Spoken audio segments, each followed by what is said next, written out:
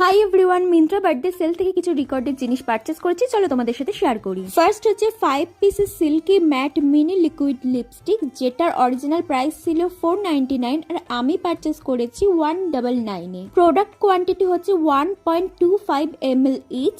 দুটো ছিল vibrant colour আর বাদ বাকি সবকটাই কিন্তু নিউডের ওপর, আর অনেকক্ষণ কিন্তু স্টে করে লিপসে।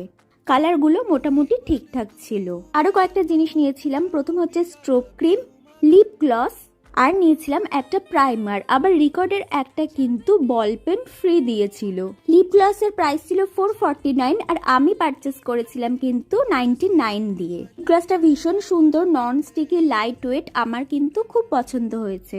ভিডিওটা কেমন লাগছে অবশ্যই কিন্তু আমাকে কমেন্ট সেকশনে জানাতে ভুলো না। স্টোভ ক্রিমের প্রাইস ছিল 349 আর আমি পারচেস করেছিলাম 89 দিয়ে।